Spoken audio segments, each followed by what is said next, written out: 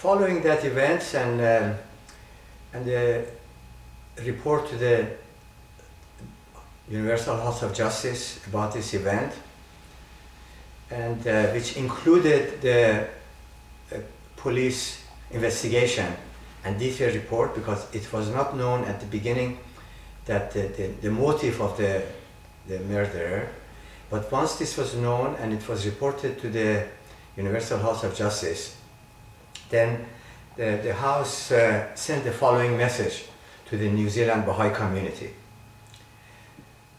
The members of the New Zealand Baha'i community who will doubtless draw inspiration and new energy in their service to the faith for the fact that this devoted servant of the cause has attained the rank of martyr in your country. So that signifies a historical first for at least New Zealand or for the Pacific, and that's something that needs to be noted. Now we can share about why and how Hedy actually came to New Zealand, because let me go back to the time that we said goodbye to Hedy when he was a young man and left Iran. Hedy's family were mostly pioneers around the world. There were 8 brothers, and 7 of them, they went pioneering as soon as the 10-year crusade was announced by the Guardian. Hedy was the youngest of these 8 brothers. And as soon as he finished his high school, he was only 18, he decided to join his brothers for the service as a pioneer. So he left Iran for Indonesia, where his brother was a prominent doctor and he was connected to the Sukarno, I think the president of Indonesia. He was he went to Indonesia for studies and served as a pioneer there, because his 2 brothers were in Indonesia at that time. Sorry, may I interrupt you? Which city in Iran he was? Tehran. Tehran. Yeah, he was in Tehran, but Hedy's parents were actually, they went pioneering for the last maybe 20 years of their life to Damghan. Damghan is a small city on the way to Mashhad. And that has another interesting stories, because if I'm digressing, as children I remember very fond memories of Damghan. It was a small town and we loved as children to go there for summer holidays. But it was very restrictive for Baha'is. They didn't have the rights, and one story that I remember, we were not allowed to use the public bath in Iran. At that time there were not individual baths in the homes, but it had just built a new public bath in Damghan. And because the family was known, as Baha'is, they were not allowed to actually use that bath. So what we did, we would take the train from Damghan to the next city, the bigger city, Shahrud, which is a much larger city, and we were not known, to that city, and we would use that trip for the bath, just to take a bath, and we came back. So that story remains in my heart. Sorry, which year was this? These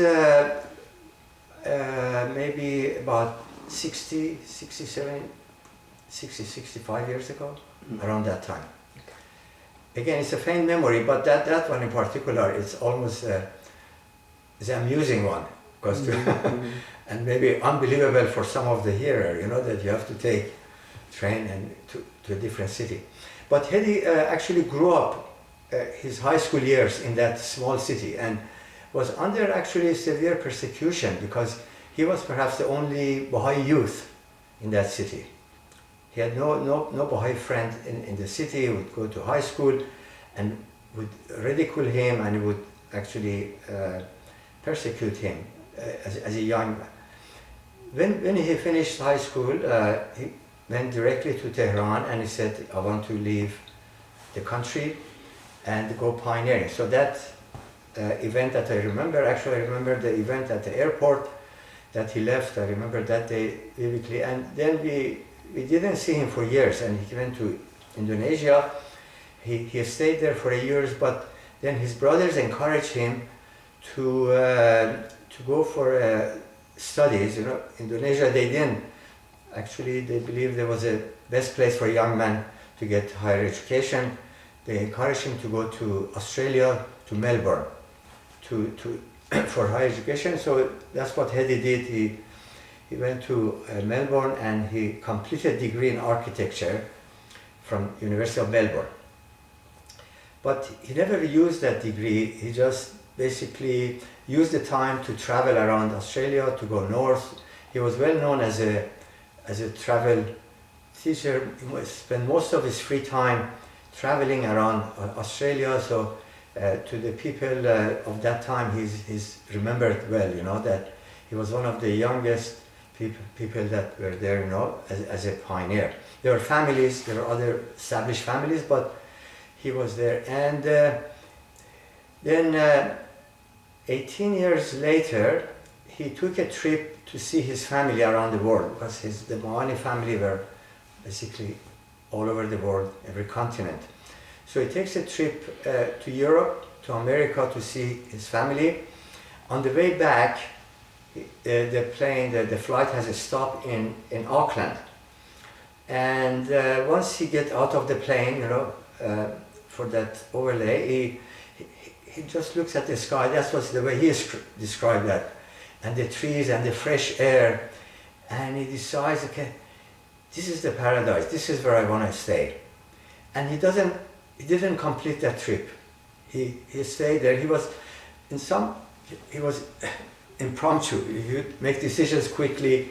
And so he didn't complete that trip back to Australia. He stayed in New Zealand. And that took him another 18 years. So basically his life consisted of 18 years, because he passed away at the age of 54.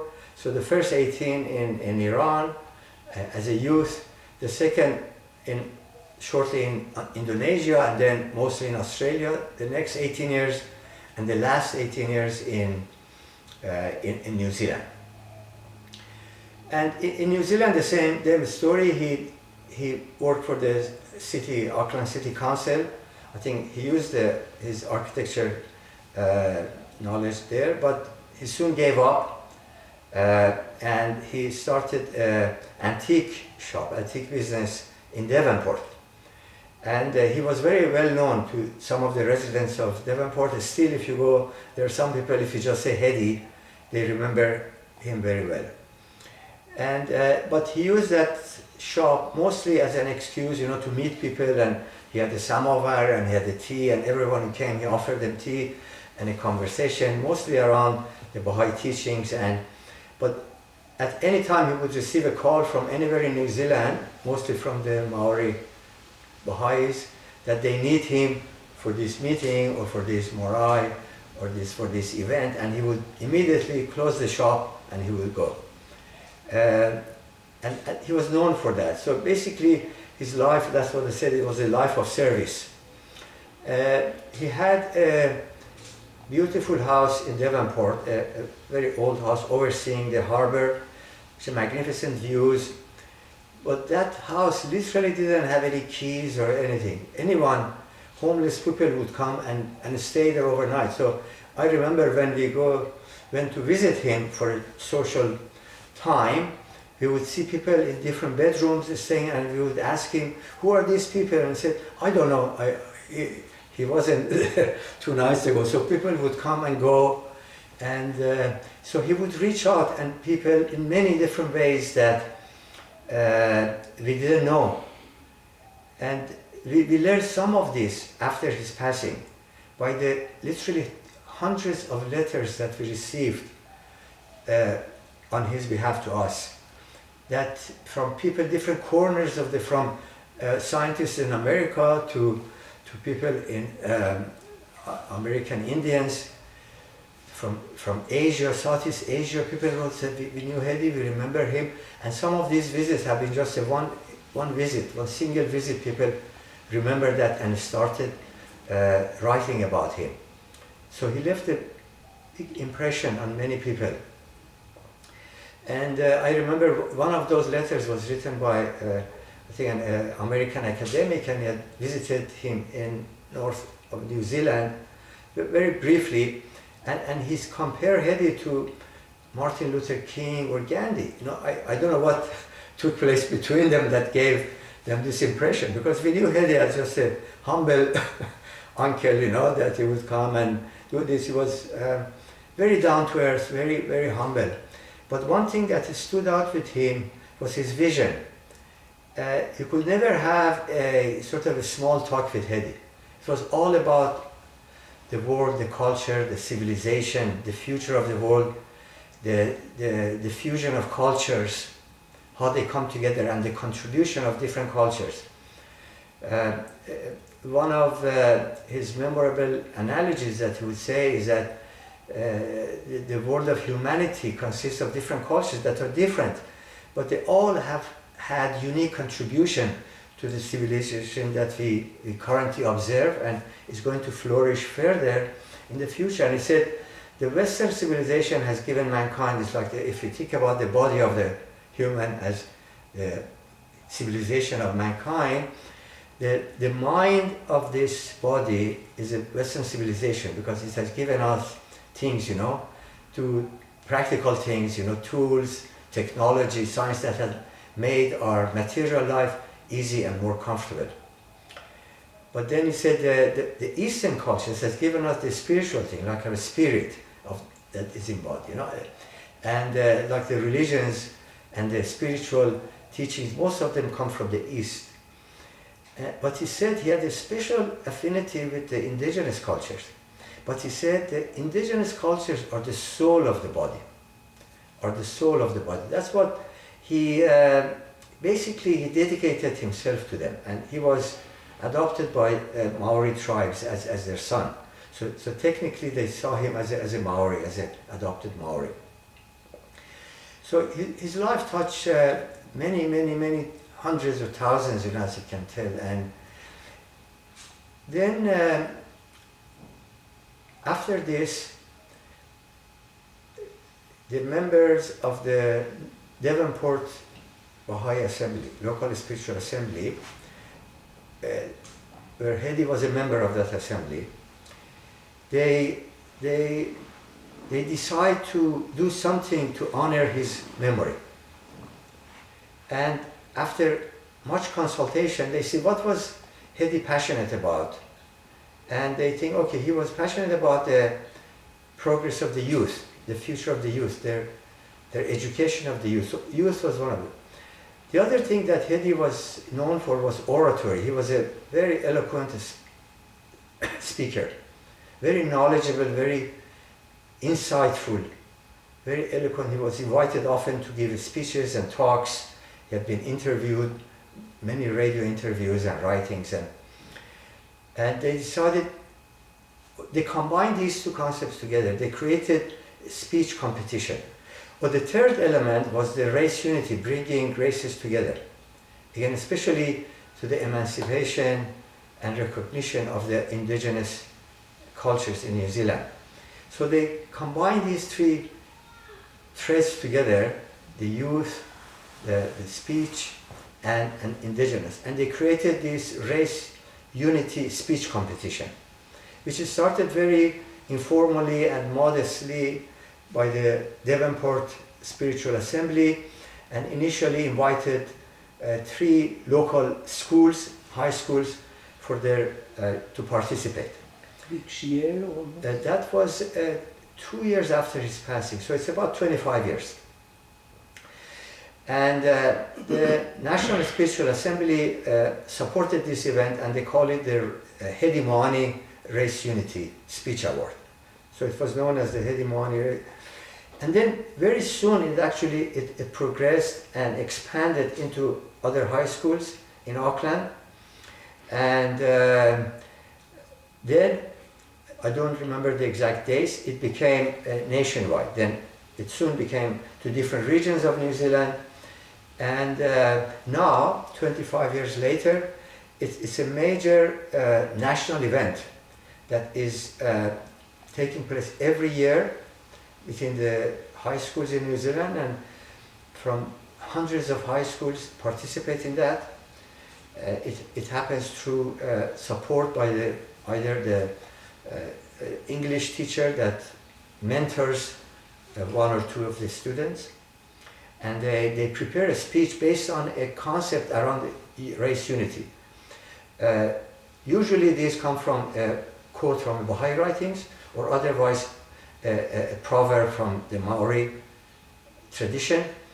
And so these students prepare for literally months on their speech, and they deliver this, and their heats happens locally within the same city, and then there are the regional heats, and then there's a national final that happens in Auckland over the weekend, where these finalists, they come, usually accompanied by their families. They come and they do that, and amongst the finalists, then 7 are selected for the final. And the final usually happens on a Sunday in May at a Morai. At the Auckland University of Technology, they have offered their Morai.